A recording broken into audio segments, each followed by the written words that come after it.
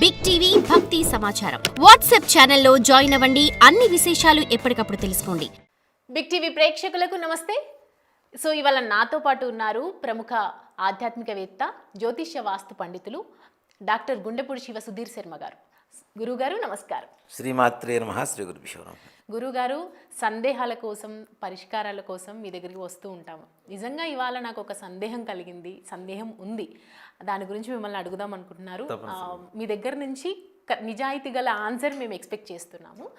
So Garikapati గారు ఒక హిందూ ఆధ్యాత్మికవేత్త, ఒక అద్వైత తత్వవేత్త, ఆయన ప్రవచనాల గురువు.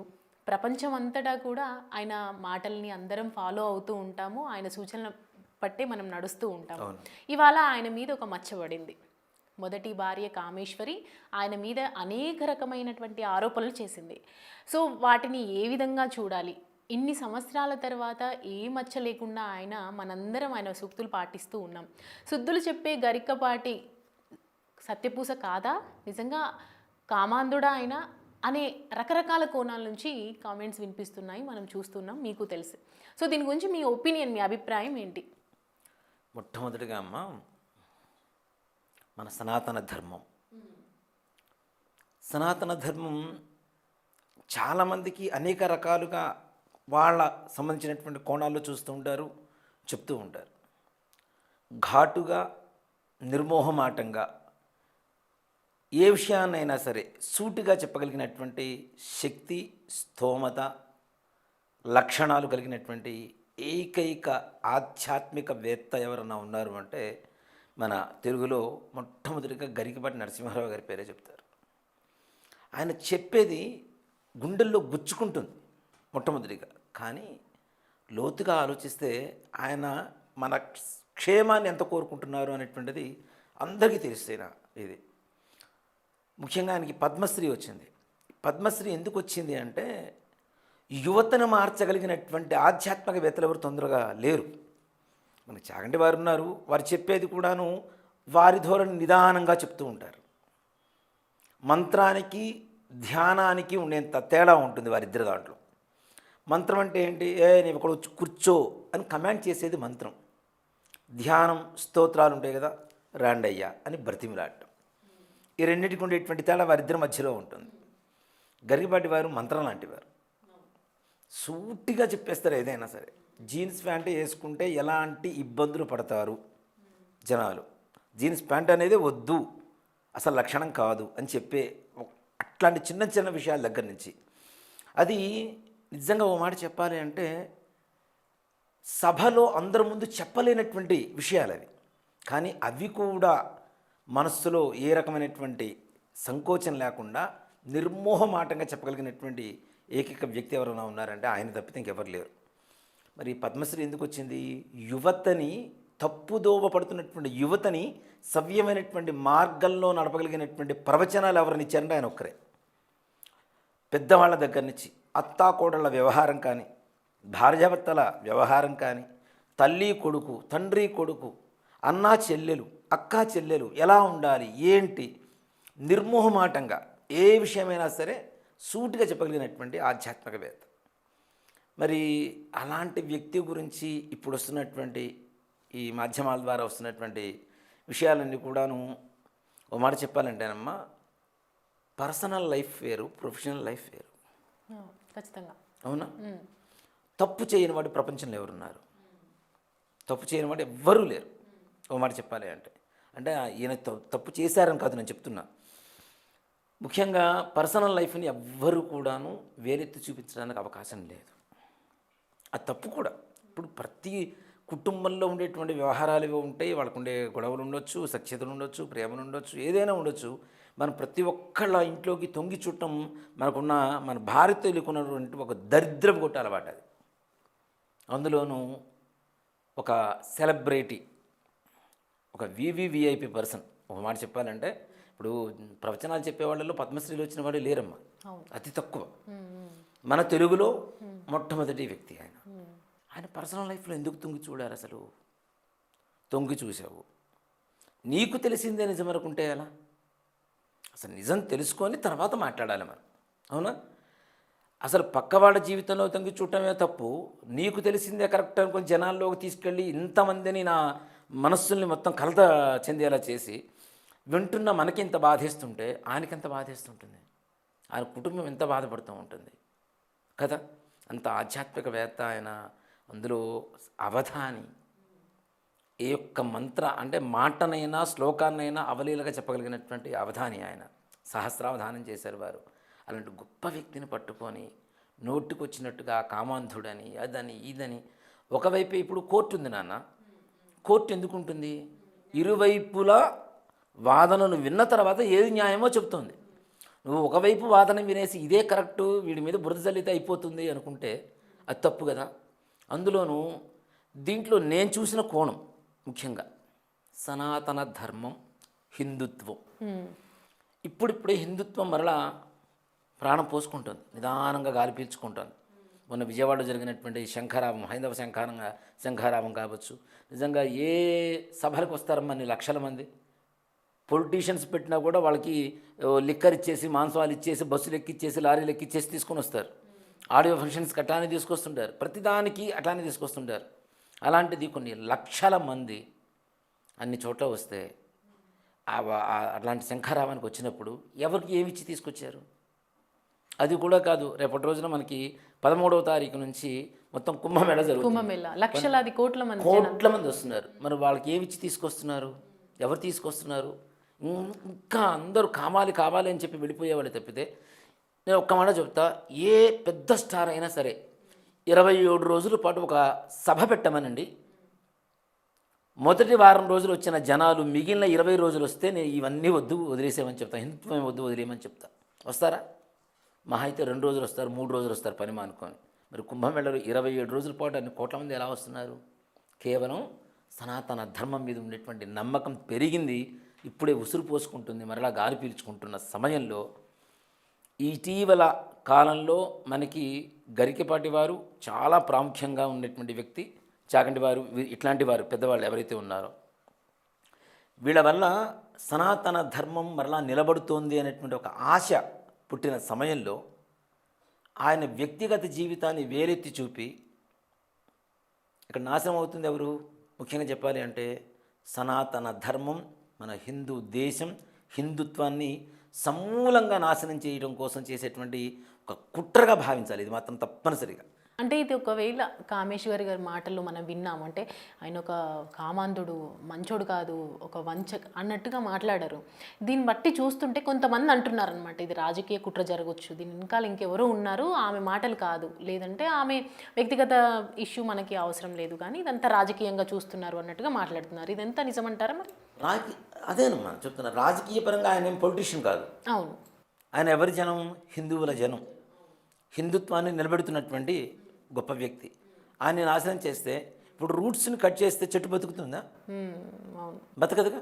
ఇలాంటి వాళ్ళందరూ రూట్స్ని కొత్త రూట్స్ తీసుకొస్తూ ఉన్నారుగా, వీళ్ళే కదా వీళ్ళందరూ కూడా.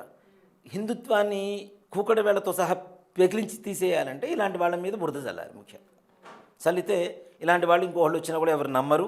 ఆటోమేటిక్గా హిందుత్వం మొత్తం, సనాతనం మొత్తం సమూలంగా నాశనం చేయవచ్చు, వేరే మతాలు రాజ్యం ఏలవచ్చు. ఇది ఇలాంటి గొప్ప వ్యక్తులనే టార్గెట్ చేయాల్సిన అవసరం ఏంటి? ఎవరి జీవితంలో ఎంతమంది లేరు? ఇప్పుడు రెండో వివాహం చేసుకున్న వాళ్ళు లేరా?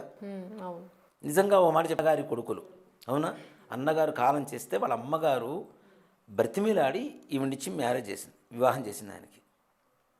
ఆ సమయంలో మరలా సంతానం కలిగితే వీళ్ళ మీద ఉండేటువంటి ప్రేమ ఎక్కడ తగ్గుతుందో అని చెప్పి సంతానం కలలేదు. ఈయన మీద బురద చల్లుతుంది కదా, ఆవిడే ముందు వేరే వివాహం చేసుకున్నారు కదా ఈయనకంటే. ఈ లాజిక్ ఎవరు ఆలోచించలేదు. ఈయన చేసుకోకముందే ఆవిడ ఇంకో వివాహం చేసుకుంది. ఎలా చేసుకోగలిగింది మరి? అవునా? ఆవిడ మీద ఒకటి కాదు, రెండోది కాదు, మూడో వివాహం ఆవిడ చేసుకుంది. ఫస్ట్ వీళ్ళ అన్నగారిని, గరికపాటి నరసింహారావు గారి అన్నగారిని, తర్వాత గరికపాటి నరసింహారావు గారిని చేసుకున్నారు. తర్వాత మరి ఈయనకి రెండో వివాహం కాకముందే గరికపాటి స్కూల్ పెట్టుకున్నప్పుడు అన్నయ్యకి ఏదైనా ఉద్యోగం ఉంటే చూడండి, ఉద్యోగం చూస్తే అట్లా మాట్లాడుకున్నప్పుడు అలా దానివల్ల జరిగింది. మా ఆయన చనిపోవడము, వాళ్ళు వీడికల్లే పడాయి మా మీద, మా కాపురం చెల్లా చెదురైపోయింది అప్పుడు ఇదంతా జరిగిందని ప్రాసెస్ అట్లా చెప్తున్నారు. నన్ను ఒక మాట చెప్తానన్నా, అన్న భార్యని వివాహం చేసుకోవాల్సిన పరిస్థితి ఎవరు చేసుకోరు సామాన్యంగా. అలాంటిది వాళ్ళ అమ్మగారు ప్రాధేయపడ్డారు. ఇది అసలు నిజంగా మాట ఎవరికీ తెలియదు. వాళ్ళ అమ్మగారు అడిగారు, చేసుకోను ఆయన, వద్దు, బయటికి పంపించవద్దు, మన ఇంట్లోనే ఉంచుకుందాం అమ్మాయిని, చక్కగా పిల్లలు ఉన్నారు కదా, వీళ్ళే పిల్లలు అనుకుందాం, వివాహం చేసుకో అంటే ఆవిడ మాటని గౌరవించి, తల్లి మాటను గౌరవించినటువంటి వ్యక్తి ఆయన. ఓ మాట చెప్పాలంటే ఆవిడ రాముడు భార్యను లక్ష్మణుడు చేసుకున్నాడు అని చెప్పి అడిగింది కదా, ఓ మాట చెప్పాలంటే అసలైన రాముడు ఈయనే. అసలైన రాముడు ఈయనే. మానసికమైనటువంటి రామతత్వం కలిగిన వాళ్ళు ఎవరు అంటే గరిపాటి నరసింహారావు గారే. ఆయనకి వివాహం అయిన తర్వాత సంతానాన్ని పొందవచ్చుగా, మరి ఇంకో రెండో వివాహం అయిన తర్వాత కూడా ఎందుకు పొందలేదు? మరి వీళ్ళని ఎందుకు విడిపోవాల్సి వచ్చింది మొదటి భార్యతో? ఎవరు? ఈ కామేశ్వరి గారు. కామేశ్వరి. ఒక మాట చెప్పానంటే ఇది నిజంగా నేను ఓపెన్గా చెప్తున్నానమ్మా. గరిపాటి నరసింహారావు గారు ఆయనకు ఉండేటువంటి పాండిత్యాన్ని నలుగురికి పంచాలి, అందరికీ తెలియచేయాలి, మన సనాతన ధర్మాన్ని బ్రతికించాలి అనేటువంటి ఒక ఆలోచనతో ఆయన ఏం చేశారు అంటే ఆంధ్ర మహాసభలు, ఈ సభలకు వెళ్ళటం, ఈ బిజీలో ఉన్న సమయంలో ఖచ్చితంగా చెప్తున్నాను, ఇది కావాలంటే నేను రూఢితో సహా ప్రూఫ్లతో సహా ప్రూవ్ చేస్తాను. నేను తీసుకొచ్చి మనుషుల్ని, ఒక వయోలిన్తో ఆవిడకి పరిచయం ఏర్పడింది. కొడుకుల్ని ఇద్దరిని ఇంట్లో పడేసి ఆవిడ వెళ్ళి పెళ్లి చేసుకుంది అతనితో. మరి డివోర్స్ తీసుకోకుండా ఏం చేస్తారు ఈయన? ఈ సంగతి ఎవరికైనా తెలుసా?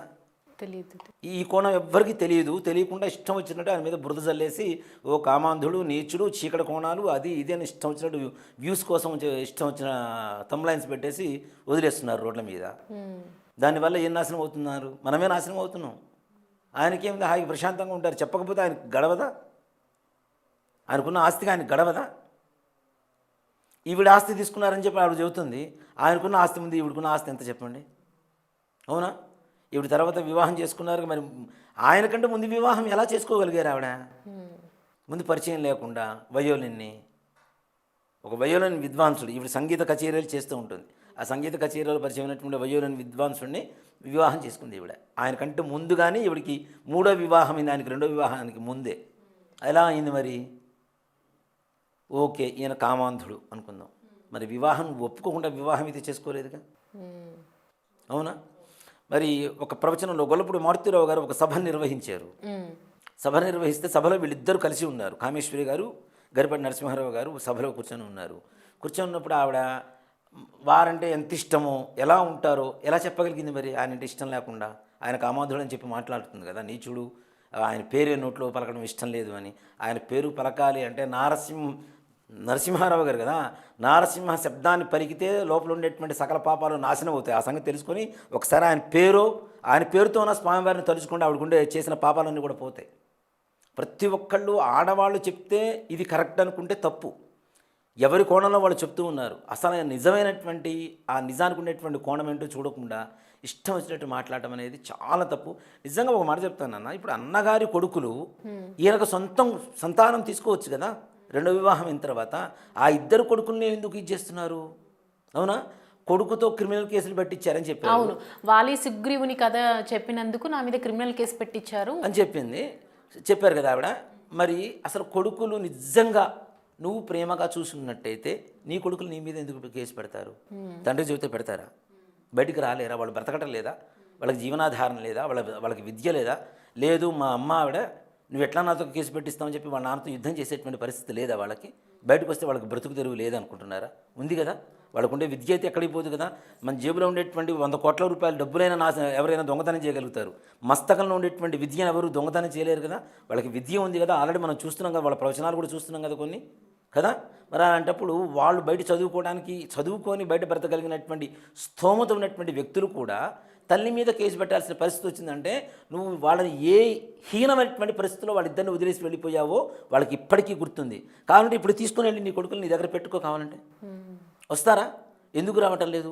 భర్త నీచుడు అనుకుందాం, మరి కొడుకులు ఎందుకు దగ్గర రావటంలా? తల్లి ప్రేమకు మించింది ప్రపంచంలో ఇంకోటి లేదని మనం చదువుతూనే ఉంటాం. తల్లిని మించిన దైవం లేదని కూడా శాస్త్రమే చెప్తుంది. నగాయత్రేయ పరమంత్రం నమాతు పరదైవతం అని చెప్పి తల్లికి మించిన దైవం లేదు, గాయత్రి మంత్రానికి మించిన మంత్రం లేదని చెప్తున్నారు. మరి అలాంటి తల్లిని కూడా ద్వేషించేంత స్థాయిలో, అంటే తల్లి అనేటువంటి ఒక పదానికి కూడా కళంకం తెచ్చినటువంటి నువ్వు ఒక పెద్ద అంటే భారతదేశంలో ఉన్నటువంటి అత్యున్నతమైనటువంటి పురస్కారాన్ని పొందినటువంటి కొంతమంది హిందువుల్ని తప్పుదో పడుతున్నటువంటి హిందువుని సరైనటువంటి దారిలో నడిపిస్తున్నటువంటి ఒక మహానుభావుడి మీద ఇన్ని సంవత్సరాల తర్వాత 2001లో నువ్వు బయటికి వెళ్ళిపోతే 2024 నువ్వు గొడవ చేయాల్సిన అవసరం నీకేంటి? 25 సంవత్సరాల 24 సంవత్సరాలు నాన్న, దాదాపు 23 సంవత్సరాలు 24 సంవత్సరాలు. ఇన్ని సంవత్సరాల తర్వాత నువ్వు ఎందుకు గొడవ చేస్తున్నావు? ఎవరు నీ వెనక ఉండి నడిపిస్తున్నారు? హిందుత్వాన్ని నాశనం చేయాలని నీకు ఎందుకు అంత ఇది పుట్టింది? నువ్వు నేను హిందువుని, నేను పూజ చేసుకుంటుంటాను, నా ఉపాసన చేసుకుంటాను, అది చేస్తాను ఇది చేస్తానని చెప్తున్నావు. అంత ఉపాసన చేసేటువంటి అమ్మవారు నీకేం చెప్పింది? నువ్వు చేస్తున్న దేవుడు నీకేం చెప్పాడు? ఎదురువాడి జీవితాన్ని నాశనం చేయి, హిందుత్వాన్ని నాశనం చెప్పి దేవుడు చెప్పాడా? అలా నువ్వు చేయడం వల్ల ఏం నాశనం అవుతుందని నీకు ఆ మాత్రం ఆలోచన లేదా? నువ్వు సాంస్కృతిక ఫ్యాకల్టీ ఆవిడ, సాంస్కృతిక కాలేజెస్లో సాంస్కృతి చెప్తూ ఉంటారు ఆవిడతో పాటు పనిచేసిన వాళ్ళు నాకు తెలుసు. అంటే ఆవిడ గురించి మీకు సవివరంగా ఆవిడతో పరిచయం ఉన్నటువంటి వ్యక్తులతో నేను మాట్లాడిన తర్వాతనే మీడియా ముందుకు వస్తున్నాను. లేకపోతే ఇంతవరకు ఇదే ఫస్ట్ వీడియో నేను ఆయన వారి గురించి చెప్పడం కూడా. ఓ మాట చెప్పాలంటే సవివరంగా ఆయన ఉన్న పరిస్థితి ఏంటి, ఆయన ఉన్నత భావాలేంటి, ఆవిడ చేసిన పరిస్థితులు ఏంటి, నిజంగా చెప్తున్నాను. నా పిల్లలు ఇద్దరిని కూడా వదిలేసి వెళ్ళిపోయింది ఆవిడ ఇంకో ఆయన ఎవరినో వివాహం చేసుకోవడానికి. మరి అది తప్పు కదా? నువ్వు రోడ్డు మీద పడేసిపోయినప్పుడు ఆయన ఆదుకున్నాడు, సొంత కొడుకులాగా చూసుకున్నాడు. ఎంత అన్న కొడుకులు ఉన్నా సొంత కొడుకును ఇంకో కొడుకు కావాలంటే తీసుకోవచ్చు, లేదా కూతురు కావాలంటే పుట్టొచ్చు. కానీ వాళ్ళు ఎవ్వరూ వద్దు, వీళ్ళిద్దరి మీదనే ప్రేమ పోతుంది, ఇంకో కొడుకో కూతురు పుడుతుందని చెప్పి ఆ చేసుకున్న రెండు ఆవిడ చేతులు ఆవిడ కాళ్ళు కూడా దండం పెట్టారు. ఎవరైనా మాతృత్వాన్ని కోరుకుంటారు. ఆవిడ చాలా మంచివారు. మొదటి భార్య చెప్తున్నారు ఇప్పుడు కామేశ్వరి, తన భార్య గరికపాటి భార్య మంచిదే, నాకు పిల్లలిద్దరికీ ఆదుకుంది, అన్నం పెట్టిందని చెప్తుంది. ఆమె బాధ అంతా గరికపాటి గారి మీద. మరి ఈయన చెప్పకపోతే ఆవిడ ఆదుకుంటుందా? మనకొద్దు, మన ఇద్దరికి సంతానం ఉంటే బాగుంటుందని చెప్పి ఈయన చెప్తే ఆవిడ కాదంటుందా? ఏ ఆడవాళ్ళు మాతృత్వాన్ని కోరుకోరు చెప్పండి? అవునా?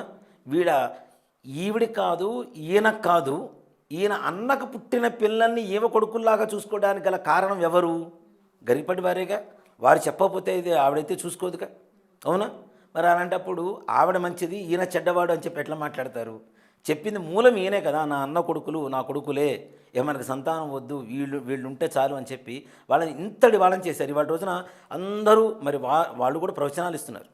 గురజాడ, శ్రీశ్రీ వీళ్ళు కూడా ప్రవచనాలు ఇస్తున్నారు. చక్కగా వాళ్ళ భవిష్యత్తు బాగుంది, వాళ్ళ జీవితంలో వాళ్ళు సెటిల్ అయిపోయారు హాయిగా.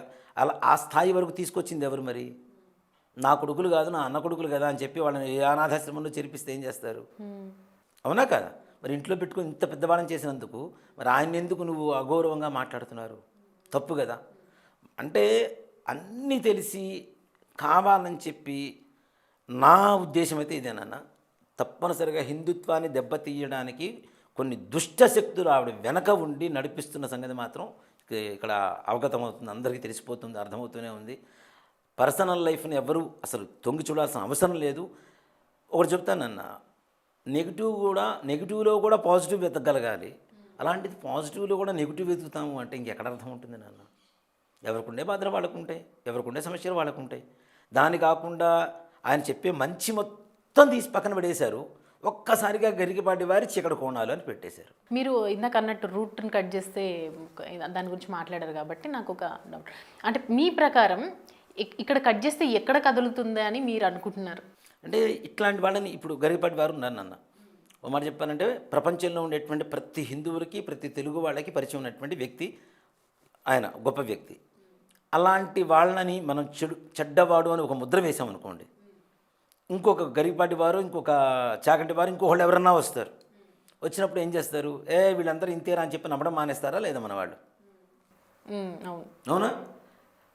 చెప్పడానికి ముందుకు రావడానికి కూడా ధైర్యం చాలని పరిస్థితి వరకు తీసుకొస్తున్నారు. అమ్మో, మనం ఎక్కడ ఫేమ్ అయితే, ఎక్కడ మన పర్సనల్ లైఫ్లో వీళ్ళు వేలు పెట్టి గెలుగుతారో, ఎక్కడ తొంగి చూస్తారో అనే భయంతో చెప్పగలిగినటువంటి వ్యక్తులు కూడా బయటకు వచ్చి చెప్పేంత ధైర్యం చేయలేనటువంటి నిస్సహాయ స్థితికి మన హిందుత్వాన్ని తీసుకురావడానికి కారణం అవుతుంది.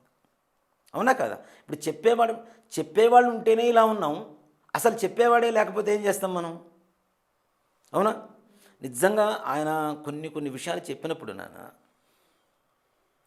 చాలామంది కూడాను నవ్వుకున్నారు. యూత్ అంతా కూడాను కేవలం కాసేపు నవ్వుకోవడం కోసం కూడా ఆయన వీడియోస్ కొంతమంది ఎంకరేజ్ చేసిన వాళ్ళు ఉన్నారు. కానీ అలాంటి యూతే ఆయన చెప్పినటువంటి ధర్మ మార్గంలో నడిచినటువంటి వాళ్ళు కొన్ని లక్షల మంది ఉన్నారు. ఇప్పుడు ఆయన చెప్పబట్టి లక్షల మంది బాగుపడ్డారు. కొంతమంది వినలేదు, వదిలేశారు. అసలు చెప్పేవాడు లేకపోతే ఈ లక్షల మంది కూడా పాడైపోయినట్టేగా. అవును. అవునా? సో ఇలాంటి వాళ్ళని బయటికి రానివ్వకుండా, ఇంకొకళ్ళు ఎవరు చెప్పనివ్వకుండా, ఫేమ్ అయితే ఎక్కడ మన పర్సనల్ లైఫ్లో తొంగి చూసి మనల్ని ఎక్కడ బ్లేమ్ చేస్తారో అనేటువంటి ఒక భయాన్ని సృష్టించి ఇంకెవరూ కూడాను ఈ స్థాయిలో చెప్పడానికి అవకాశం లేకుండా చేస్తూ, చెప్పడానికి ఎవరు లేకపోతే ఏమవుతుంది, నాశనం అవుతూ ఉంటుంది హిందుత్వం. ఈ ఇష్యూ జరిగిన 2 రోజుల తర్వాత, అంటే 2-3 రోజులు అంటే జరుగుతున్న గత వారం నుంచి చూసుకుంటే కూడా ఈ ఈ క్రమంలో ఈరోజు గరికపాటి గారు రియాక్ట్ అయ్యారు. ఏమని, నేను పరువు నష్టం దావా కింద వేయాల్సి వస్తుంది, హైకోర్టుకు వెళ్తాను, నేను దీని గురించి మీ పైన నేను కేసు వేస్తాను అని. అంటే నార్మల్గా గరికపాటి గురించి మనం చూసుకున్నట్టయితే మీ మాటలో ఎవరిని అడిగినా కూడా ఆయన ఒక గాడ్ లాగా చెప్తారు, ఆయనను అందరూ ఫాలో అవుతారు ఫస్ట్. ఒకప్పుడు ఆయనని తీసుకెళ్ళి ఆయన అసలు ఈయన బ్రెయిన్లో ఏముందని చైనాకి వెళ్ళి టెస్ట్ చేశారు. ఇంత మెమొరీ ఎక్కడి నుంచి వస్తుంది, ఇంతటి జ్ఞానం ఎక్కడి నుంచి వస్తుంది అంటే, అంతటి వ్యక్తికి ఒక కుటుంబ సపోర్ట్ అనేది ఎందుకు లేదు? అంటే ఇంత జరుగుతున్న ఇష్యూ, ఆయన మీద ఇట్లా నిందలు పడుతున్నాయి, ఆరోపణలు పడుతున్నాయి, మరి ఎందుకు బయటకు వచ్చి ఎవరు చెప్పలేకపోతున్నారు? నిజంగా అంతటి గరికపాటికి నిజంగా కోర్టు నుంచి ఇవన్నీ కావాలా, పరువు నష్టం అవన్నీ? అంటే ఎవరు చెప్తానన్న, ఒక వ్యక్తి సహనానికి పరీక్ష ఉంటుంది. ఎంతవరకు సహనం ఉంటుంది? సహనం కోల్పోతే భగవంతుడు కూడా, ఇప్పుడు శ్రీకృష్ణుడు అర్జునుడు యుద్ధం చేయను అంటే నువ్వు చేయాల్సిందని చెప్పాడా లేదా? మానవతా ధర్మం ఆయన చెప్పేది అదే. ఓ మాట చెప్పాలంటే గరికపాటి గారు చేసేటువంటి ప్రవచనాలు ఉండేటువంటిది ఏంటి అంటే personality development, only personality development. మనిషి ఎలా బ్రతకాలి, ఎలా ఉండకూడదు, ఏం చేయాలి, ఏది నమ్మాలి, ఏది మూఢనమ్మకం, ఏది నమ్మకం, ఏది విశ్వాసం, ఏది అవిశ్వాసం అనేటువంటి చెప్పే లక్షణాలు అని చెప్పేవన్నీ కూడాను. ఆ పర్సనాలిటీ డెవలప్మెంట్లో కూడాను ఇప్పుడు నేనే ఉన్నాను అన్న, సహనం సహనం సహనం, శాంతి శాంతి శాంతి శాంతి అంటాం. ఎంతవరకు శాంతి? మనం తింటుంది ఉప్పు కారాలే, బ్రతుకుతుంది కలియుగంలోనే. అవునా? ఆయన అపార్ట్మెంట్ తీసుకున్నప్పుడు అపార్ట్మెంట్ గురించి కూడా చెప్పారు ఆయన. అవునవును. ఎలా ఉంటుంది? గాల్లో జీవనం, పైన నీతి కాదు, కింద నీతి కాదు, పక్కన మంది కాదు, మేకు కొడితే పక్కవాడు వస్తాడని కూడా చెబుతూనే ఉన్నారు ఆయన. అది నిజం కదా. అంటే నిజాన్ని మాత్రమే చెప్పగలిగినటువంటి వ్యక్తి, అబద్ధం లేదు దాంట్లో. నిజంగానే మన మూఢ విశ్వాసాలు చాలా ఉంటాయి. మనం అది చేస్తే ఇది బాగుంటుంది, ఇది చేస్తే బాగుంటుంది, అది కూడా తప్పు, అది కాదు, అది మూఢనమ్మకం తప్పితే నమ్మకం కాదు అని చెప్పి నిర్మోహమాటంగా చెప్తూనే ఉన్నారు. హిందుత్వంలో ఏదైతే తప్పు ఉందో అది కూడా వేలెత్తి చూపించారు ఆయన.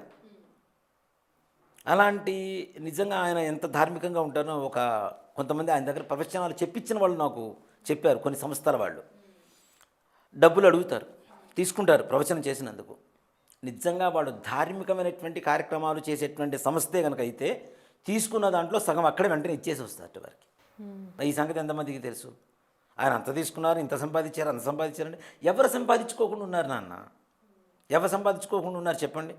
మరి ఈవిడెందుకు ఫ్యాకల్టీగా పనిచేస్తుంది ఇప్పటికీ కొన్ని కాలేజెస్లో? అవునా? ఆవిడ సంపాదించుకోవాలనేగా, ఉన్నది ఒక్కతే కదా, ఏం చేస్తుంది మరి? అవునా కదా? సంపాదించుకోవడానికి ఆయన ఒక ఉన్నత స్థానంలో వచ్చాడు, ఆర్థికంగా బాగున్నాడు అని చెప్పి ఆయన మీద బురద చల్లేద్దాం, ఆయన నాశనం చేసేద్దాం. నిజంగా ఇట్లానే ఒక ఆయన ఇట్లా ఏదో అమెరికాలో ఏదో జరిగిందని ఒక అవధాని గారిని ఇట్లానే బురద చల్లారు, ఆయన నాశనం చేశారు. ఈ రెండు ఈయన ఇప్పుడు ఉన్నత స్థానంలో ఉన్నటువంటి వ్యక్తుల్లో గొప్ప వ్యక్తి ఎవరంటే ఈయన పేరు తెలియని యూత్ ఎవరన్నా ఉన్నారా? గరికపాటి వారి పేరు తెలియని యూత్ ఎవరన్నా ఉన్నారా? పెద్దవాళ్ళ సంగతి తీసి పక్కన పెడదాం, పెద్దవాళ్ళకి గ్యారంటీ తెలుస్తుంది.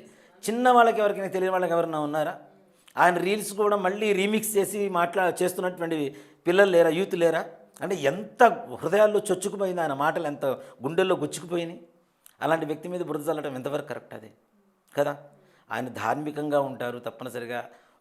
నేను ఒక్కసారి కలిశాను పర్సనల్గా, ఎక్కువ మాట్లాడింది కూడా లేదు.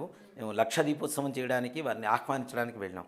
ఆయన నిర్మోహమాటంగా చెప్తారు, నేను వస్తాను, సర్లేండి నేను వస్తానండి తప్పనిసరిగా, ఇట్లాంటి మాటలు చెప్పారు. నాయన ఆ తారీఖు రోజున నాకు వేరే ప్రవచనం ఉంది, నేను రాలేకపోతున్నాను, మా ఆశీస్సులు మీకుంటే తప్పనిసరిగా, ఇదే మాట అంతే, దాంట్లో అనుమానం లేదు. ఇంకోళ్ళు ఏం చేస్తారంటే వస్తానండి చూస్తాం తప్పనిసరిగా. మనం ఏం చేస్తాం, ఆయన వస్తున్నారని వెయిట్ చేస్తూ ఉంటాం కదా. రాకపోతే ఏమవుతుంది, ఆయన మీద చెడు భావన కలుగుతుంది. వస్తానని చెప్పారు, రాలేదు, ఎంత పొగరుంది, అది ఇదని మాట్లాడతారు. ఆయన అట్లాంటి వాటిలో కూడా చాలా జాగ్రత్తలు తీసుకుంటారు. నిజంగా పరువు నష్టం దావా అంటే ఎంతవరకు సహనం వహిస్తారు నాన్న? ఇప్పుడు తన పరువుకి, ఇప్పుడు మానం కన్నా ప్రాణం ముఖ్యమని చెప్పి చాలామంది మాట్లాడుతుంటారు. కానీ ఆయన ప్రాణం కంటే మానం ముఖ్యమనేది ఒకటి. అవునా? ప్రాణమానములో ఎందు బొంకినా బొంకవచ్చు అని చెప్పి ఒక శాస్త్రం ఉంది. ప్రాణం పోయేటప్పుడు మానం పోయేటప్పుడు ఏదైనా అబద్ధం చెప్పినా పర్లేదని చెప్తారు. కానీ ఆయన మానం పోతున్నప్పుడు, ఆయన పరువు పోతున్నప్పుడు ఆ మాత్రం స్పందించకపోతే నిజంగా మౌనం అంగీకారం అంటారు కదా, ఆయన మౌనంగా ఉంటే మరి ఆయన తప్పు చేసినట్టే కదా జనాలందరి దృష్టిలో. ఏం చెయ్యకపోతే ఆయన ఎందుకు మౌనంగా ఉంటారు, ఇది ఒక మాట వస్తుంది మళ్ళీ ఆయన మీద. ఓ మాట చెప్పానంటే ఆయన చేశాడు కాబట్టి నోరు మూసుకొని కూర్చొని ఉన్నాడు, తప్పులు మొత్తం ఆయనవే. రేపటి రోజున ఇదే మాట అంటారు. ఇంకొకడు ఎవడో మొన్న ఈ మధ్య ఆయన చెప్పే, ఇప్పుడు ప్రవచనాల్లో ఉండేటువంటి ఆంతర్యం ఏమిటి, అక్కడ ఉండేటువంటి సందర్భం ఏంటి చూసుకొని చెప్తూ ఉంటారు. ఇప్పుడు మొన్న ఈ మధ్య ఆయన మీద తర్వాత చాగంటి వారి మీద, శృంగేరి స్వామి వారి మీద. ఇప్పుడు గరిగిపడ్డి వారు ఒక ప్రవచనకర్త నాన్న, శృంగేరి స్వామివారు ఉన్నారు, భారతీయ తీర్థ స్వామివారు. ఆయన చెప్పిన దాంట్లో కూడా తప్పులు వెతుకుతూ ఆయన మీద వ్యంగ్యంగా ఒకడు మాట్లాడాడు. దాస్ పైలా అని ఒకడు ఉంటాడు శ్రీకాకుళంలో.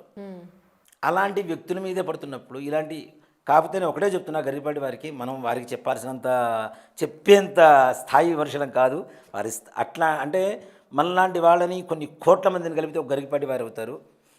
ఏనుగు వీధిన పోతూ ఉంటే కుక్కలు మురుగుతూ ఉంటాయి. మురిగిన ప్రతి కుక్క దగ్గర ఆగితే ఏనుకుండే విలువ తగ్గిపోతుంది. ఏనుగు చచ్చినా 10,000, బ్రతికున్నా 10,000 కదా. కాబట్టి దయచేసి ఇవన్నీ ఏం పట్టించుకోకండి. మీ ప్రవచనాలు ఎక్కడ ఆపకండి దయచేసి. మీ ఏదైతే ప్రవాహం ఉందో, ప్రవచన ప్రవాహం ఉందో అది కొనసాగించాలి. హిందుత్వం నిలబడాలి, యువత మారాలి, మూఢనమ్మకాల మీద ఉండేటువంటి అనుమానాలు ఏవైతే మొత్తం తీరిపోవాలి. మీలాగా చెప్పేటువంటి వ్యక్తులు లేక చాలామంది ఇంతకాలం కూడా సనాతన ధర్మం మరుగున పడిపోయింది. మీలాంటి గొప్ప వ్యక్తుల వల్ల సనాతన ధర్మం మరలా చిగురు వేస్తుంది. కాబట్టి దయచేసి ఇవన్నీ ఏమీ పట్టించుకోకుండా, మనసులో పెట్టుకోకుండా, మా అందరి అంటే భారతీయుల హిందువుల ఎన్ని కోట్ల మంది ఉన్నారో అన్ని కోట్ల మంది తరఫున నమస్కారం చేస్తూ వారిని ప్రార్థిస్తున్నాం మరలా. దయచేసి ఇవన్నీ కూడా పక్కన పెట్టేసి మీ ప్రవచన ప్రవాహం మాత్రం కొనసాగుతూనే ఉండాలి. తప్పనిసరిగా ఆ ప్రవాహంలో మేమందరం కూడా సనాతన ధర్మం అనేటువంటి దాహం తీర్చుకోవాలని చెప్పి మనస్ఫూర్తిగా వారికి నమస్కారం చేస్తూ కోరుకుంటున్నాను. థ్యాంక్ యూ అండి. సో చూశారు కదా, గరికపాటి గారి గురించి, ఆయన మీద పడుతున్నటువంటి నిందల గురించి సుధీర్ శర్మ గారు స్పష్టంగా చెప్పడం జరిగింది. ఇదంతా కూడా ఒక దుష్ట శక్తులు ఆడుతున్నటువంటి నాటకం. హిందూ సనాతన ధర్మాన్ని నిలువున పాతాళానికి ముంచడానికి చేస్తున్నటువంటి ఒక ప్రయత్నం.